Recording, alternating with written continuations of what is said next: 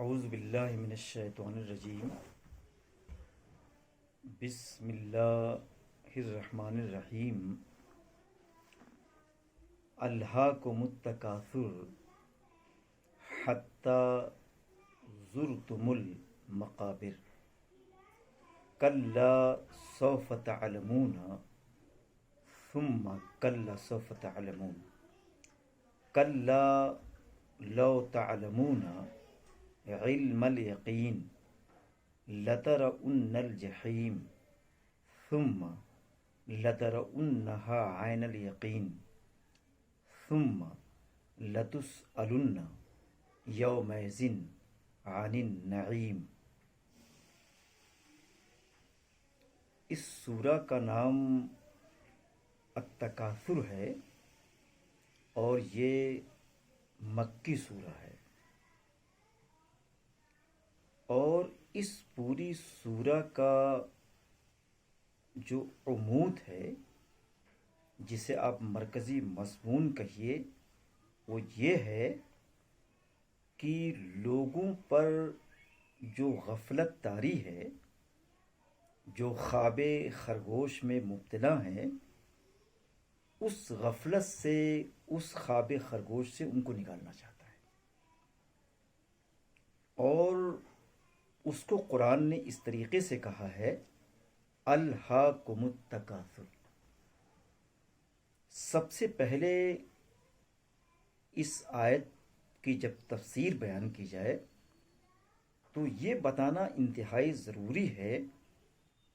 کہ الہا کا مفہوم کیا ہے۔ الہا دراصل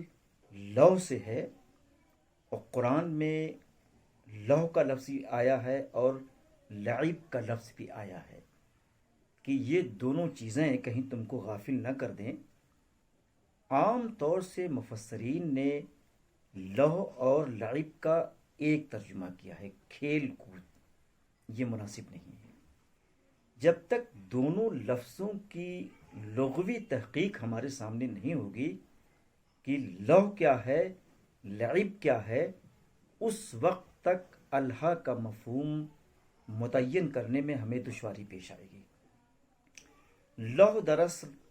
عربک میں ان چیزوں کو کہتے ہیں جیسے سارنگی ہے، ہارمونیم ہے، گانا ہے، غزلیات ہیں، یعنی ایسے باجے اور ایسی غنا جو آپ کو غافل کر دے۔ کبھی کبھی بعض غزلیں ایسی ہوتی ہیں، بعض گانے ایسے ہوتے ہیں کہ انسان خود فراموشی کا شکار ہو جاتا ہے، وہ لہو ہوتی ہے، سمجھا آپ نے۔ لیکن اسی طریقے سے لعب اسے کہتے ہیں جیسے کرکٹ ہے، گلی ڈنڈا ہے، اس طریقے کے جو کھیل ہیں جس کو ملعب کہتے ہیں، مطلب کھیلنے کا میدان، پلے گراؤنڈ جس کو آپ کہتے ہیں۔ تو یہ دونوں میں فرق جب آپ کے سامنے نہیں ہوگا تو اس وقت تک الہا کا مفہوم کیا ہے وہ بتانے میں آپ کو دشواری ہوگی۔ تو قرآن یہ کہنا چاہتا ہے الہاکم التکاثر، کہ تکاثر نے تم کو غافل کر دیا ہے، تم خود فراموشی کے شکار ہو گئے ہو، اور تم کو تکاثر کے علاوہ کوئی دوسری چیز نظر نہیں آتی ہے۔ صرف اسی چیز میں تم مو رہنا چاہتے ہو، اسی چیز میں تم اپنے آپ کو کھو دینا چاہتے ہو، قرآن یہ کہنا چاہتا ہے۔ لیکن تکاثر کہتے کسے ہیں؟ تکاثر کہتے ہیں کمپٹیشن کو کہتے ہیں، کہ جیسے دوڑ ہے، دوڑ میں آپ یہ چاہتے ہیں جب ریسنگ ہوتی کہ سب سے آگے آپ نکل جائیں۔ اسی طریقے سے جب منسٹری بنتی ہے تو آپ یہ چاہتے ہیں کہ ایسی کوئی منسٹری آپ کو مل جائے، اس کے لیے آپ پیسے دیتے ہیں، دوڑ دھوپ کرتے ہیں، وزیر اعظم سے ملتے ہیں، سورسز استعمال کرتے ہیں، تو یہ تکاثر ہوتا ہے۔ اسی طریقے سے جیسے بڑے بننے کی، دولت مند بننے کی انسان کو شوق ہوتا ہے تو اس کے لیے دوڑ دھوپ کرتا ہے۔ اسی طریقے سے آپ یہ چاہتے ہیں کہ میرے پاس مال زیادہ ہو، میرے پاس میرا قبیلہ سب سے شہرت کا حامل ہو، ہر طریقے سے آپ چاہتے ہیں کہ میرا قد دیگر لوگوں سے، دنیا سے نکلا ہوا ہو، اٹھا ہوا ہو، میں سب سے نمایاں ہوں۔ تو جو شخص نمایاں ترین رہنے کے لیے اپنی عظمت کو سب سے بڑی عظمت بنانے کے لیے مستقلاً شب و روز جد و جہد کرتا ہے، اور اس کی یہ جد و جہد جو ہوتی ہے، اس کی جو دوڑ دھوپ ہوتی ہے، اس کا جو کمپٹیشن ہے، وہ اس طریقے سے اس پر حاوی ہو جاتا ہے، اس طریقے سے یہ چیزیں اس کا لباس زندگی بن جاتی ہیں کہ اس کو سوائے دنیا کے علاوہ اس کو اللہ نظر نہیں آتے، اس کو توحید نظر نہیں آتی، اسے سیرت پاک نظر نہیں آتی، اسے لوگوں کے حقوق نہیں نظر آتے، اسے انسانیت نظر نہیں آتی۔ تو قرآن یہ کہنا چاہتا ہے کہ اگر کوئی، اور کہتے ہیں اتنا زیادہ اس میں موہ ہو جاتا ہے اور اتنا زیادہ اس لہو لعب میں اتنا آگے نکل جاتا ہے کہ اس کی موت آ جاتی ہے، قیامت قبر کے قریب ہو جاتا ہے، لیکن پھر بھی یہ دنیا کی جو آلائش جو دنیا ہے، جو مکروہات دنیا ہے، ان آلائشوں سے، ان مکروہات سے اپنے آپ کو نکال لے، یہ ممکن اس کے لیے نہیں ہے۔ تو قرآن ایسے لوگوں کو جھڑوڑنا چاہتا ہے کہ کہیں ایسا تو نہیں ہے کہ تم نے دنیا کو اس طریقے سے اوڑھ لیا ہے، کہیں تو ایسا تو نہیں ہے کہ مکروہات دنیا ہی تمہارا بار صرف بن کے رہ گئی ہے۔ اگر ایسا کچھ ہے تو قرآن ایسے لوگوں کو جھنجھوڑنا چاہتا ہے، ان کو جگانا چاہتا ہے، ان کو ان غفلتوں سے، ان برائیوں سے اور کے غار سے باہر لانا چاہتا ہے۔ قرآن یہ کہنا چاہتا ہے، کہتے ہیں کلا سوف تعلمون، کہتے ہیں اے غفلت زدہ لوگوں، اے نیند میں سرمست رہنے والے لوگوں، تم کو بہت جلد پتہ لگ جائے گا۔ کلا سوف تعلمون، پھر مزید تاکید کے لیے کہتے ہیں ثم کلا سوف تعلمون، کہ تم یقیناً بہت جلد تم کو معلوم ہو جائے گا کہ یہ جو تمہارا کمپٹیشن ہے، یہ جو تمہاری دوڑ دھوپ ہے، یہ دنیا کے حصول کے لیے تمہاری جو جد و جہد ہے، جن مشقتوں کو تم برداشت کر رہے ہو، کیا یہ مشقتیں تمہارے لیے اس دن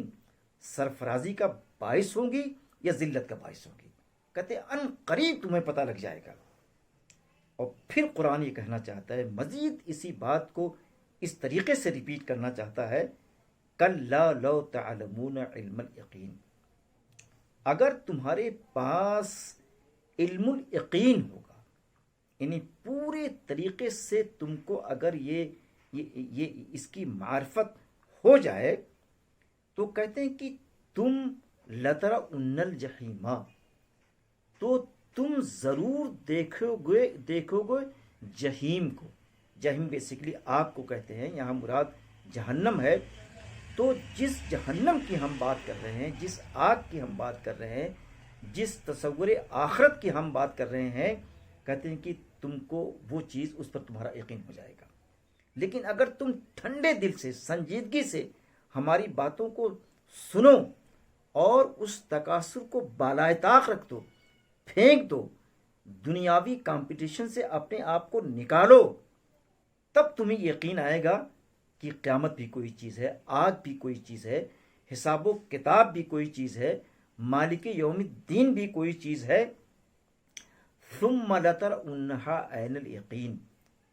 تو تم کو عین الیقین ہو جائے گا۔ عین الیقین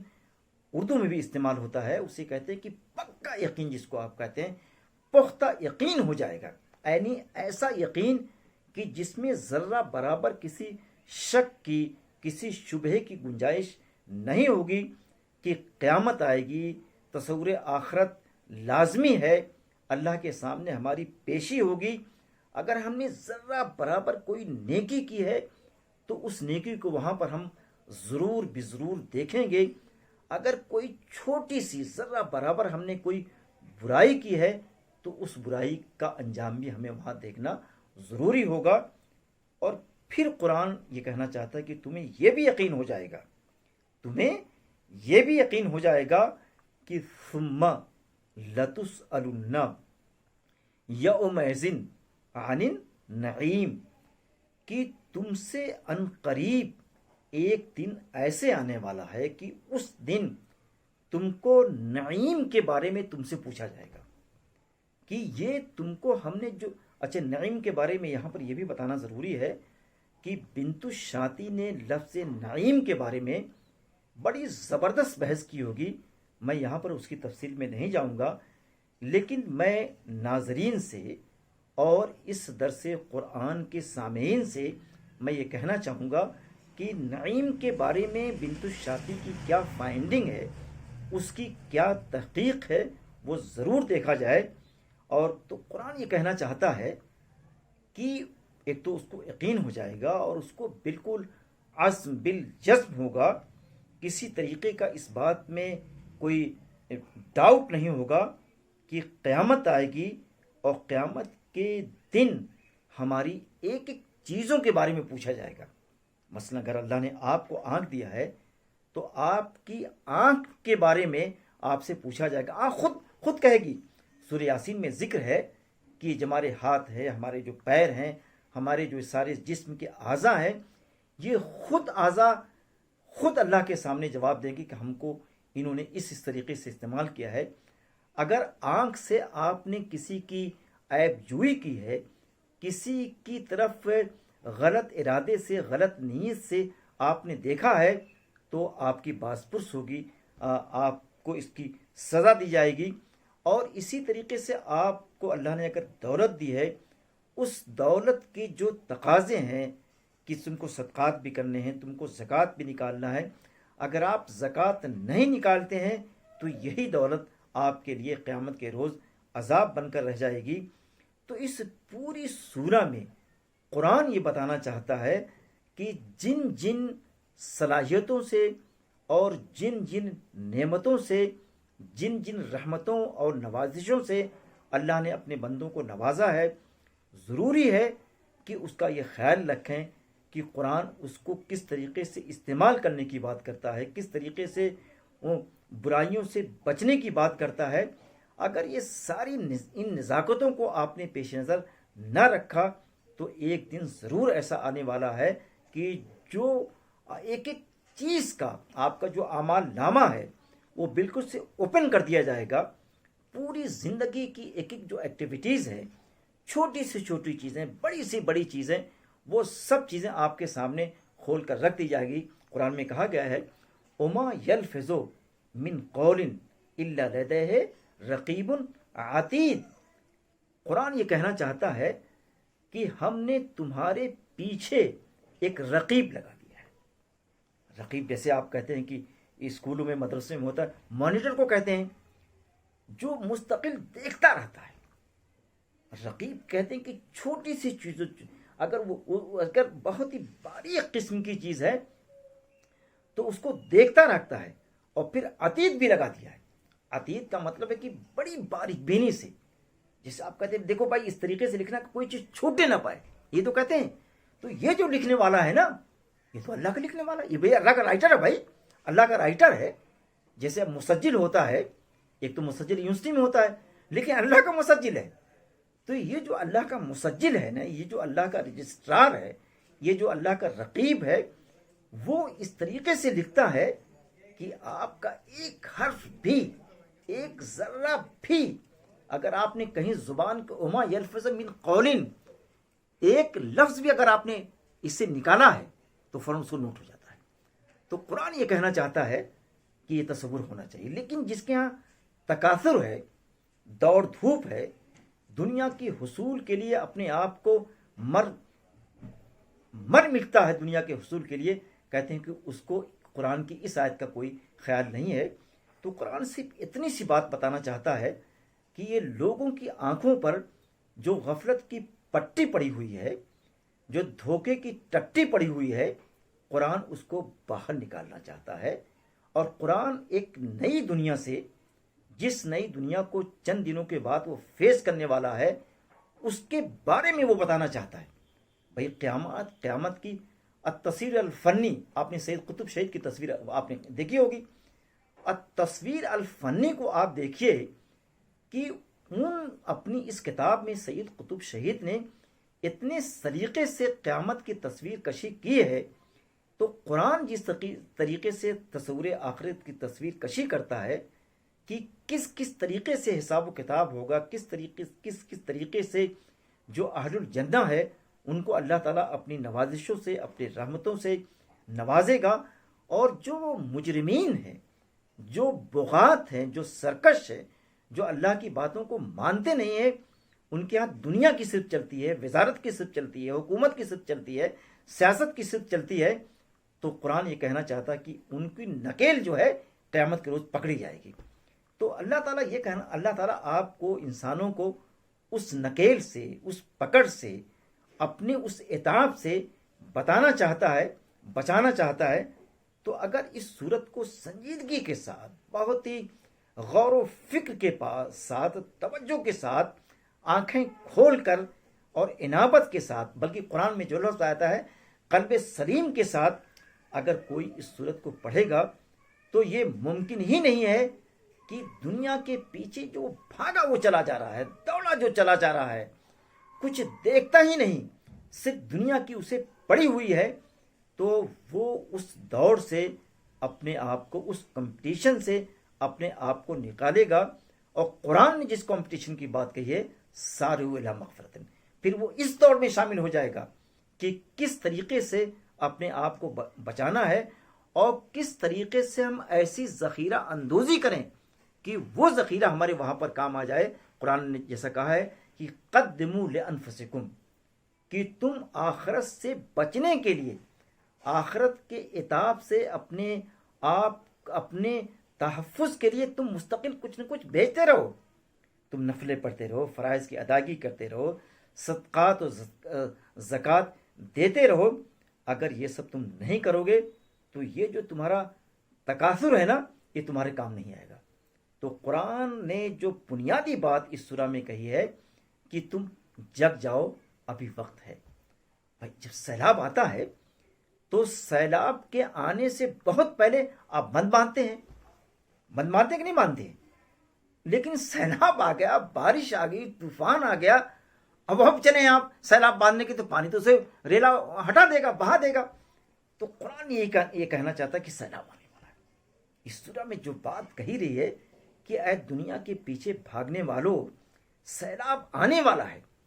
تم ابھی سے بند باندھنا شروع کر دو، تم ابھی سے اپنے آپ کو بچانا شروع کر دو۔ اگر سیلاب سر پہ آ گیا، آپ نے دیکھا کہ بارش آتی ہے تو بارش کے آنے سے پہلے لوگ اپنے چھتوں کو درست کرتے، بھائی پکی چھت ہے، پرانے زمانے میں کھپریل کے مکانات ہوتے تھے، تو بارش کے آنے سے پہلے لوگ اس کو صحیح کرتے تھے۔ آپ نے دیکھا ہوگا، گاؤں کے رہنے والے ہیں۔ تو قرآن یہ کہنا چاہتا ہے کہ دیکھو بارش آنے والی ہے، قرآن یہ کہنا چاہتا ہے کہ دیکھو سیلاب آنے والا ہے، قرآن یہ کہنا چاہتا ہے کہ دیکھو جہنم کی آگ بہت جلد تمہارے سامنے آنے والی ہے۔ تو اگر تم جہنم کی آگ سے بچنا چاہتے ہو، اس آگ سے اپنے آپ کو دور رکھ کر جنت میں جانا چاہتے ہو، تو ابھی سے تیاری شروع کر دو۔ بھائی جیسے امتحان ہوتا ہے، آپ امتحان کی تیاری کرتے ہیں، امتحان آنے سے 1-2 مہینے پہلے لوگ تیاری شروع کرتے تھے۔ آپ یہ دیکھیے کہ بچہ 10th میں ہے، بچہ 12th میں ہے، اسے کوٹا بھیجا جاتا ہے، اور کوٹا اس لیے بھیجا جاتا ہے کہ وہاں پر پڑھائی اچھی ہوتی ہے، وہاں پر کوچنگ اچھی ہوتی ہے، وہاں پر تیاری اچھی ہوتی ہے۔ تو قرآن بھی اس میں اسی کوٹے کی بات کرنا چاہتا ہے، اسی تیاری کی بات کرنا چاہتا ہے، اسی طالب علم کے امتحان کی بات کرنا چاہتا ہے، اسی سیلاب کی بات کرنا چاہتا ہے کہ ان ساری چیزوں سے آنے سے پہلے تم تیار ہو جاؤ۔ ایک دن آنے والا ہے، اگر تم نے تیاری نہ کی تو سوائے ذلت کے، سوائے رسوائی کے، سوائے ناکامی کے، سوائے جہنم کی آگ کے تمہاری قسمت میں کچھ بھی نہیں ہے۔ تو میں انہی کلمات کے ساتھ اپنی بات کو اینڈ کرنا چاہوں گا، اور دنیا کے تمام لوگوں سے، بالخصوص ملت اسلامیہ سے یہ درخواست کرنا چاہوں گا کہ جس طریقے سے ہم دنیا میں دیکھیے دنیا سے دور رہنے کی قرآن بات نہیں کرتا ہے، ربنا واتنا فی الدنیا حسنۃ وفی الآخرۃ حسنۃ۔ تو اگر دونوں میں آپ حسنات نہ چاہیں، صرف دنیاوی حسنات کے پیچھے بھاگتے رہیں، تو یہ بات اچھی نہیں ہے۔ قرآن یہ کہنا چاہتا ہے کہ نہیں، دنیاوی حسنات بھی آپ کے پیش نظر ہوں، اور اخروی حسنات بھی پیش نظر ہو. یعنی ایک طریقے سے وہ تارک دنیا ہونے کی بات نہیں کرتا ہے، وہ دنیا کے چھوڑنے کی بات نہیں کرتا ہے، صرف وہ بات یہ کہنا چاہتا ہے کہ دنیا کو ہو کر مت رہ جاؤ، صرف دنیا کا ہو کر مت رہ جاؤ. تمہارے سامنے دین بھی ہو، تمہارے ساتھ دنیا بھی ہو. اگر تینوں چیزوں کو لے کے تم نہیں چلتے ہو تو تمہاری یہ زندگی ڈس بیلنس اور غیر متوازن ہو جائے گی. تو قرآن اور یہ سورہ خاص طور سے ملت اسلامیہ سے یہ کہنا چاہتی ہے کہ تم اپنی زندگی کو ایسے دھارے میں مت ڈاؤ کہ وہ ڈگمگانے لگے. تمہاری زندگی میں توازن ہونا چاہیے، تمہاری زندگی میں تناسب ہونا چاہیے. اگر مومن کی زندگی میں ایمان کے ساتھ توازن و تناسب نہیں ہے تو یہ سورہ ان غیر متناسب، ان غیر متوازن لوگوں سے ایک اپیل کرنا چاہتی ہے کہ تم تناسب کی طرف بھاگو. میں انہی کلمات کے ساتھ اپنی بات کو ختم کرنا چاہوں گا. وآخر دعوانا ان الحمدللہ رب العالمین.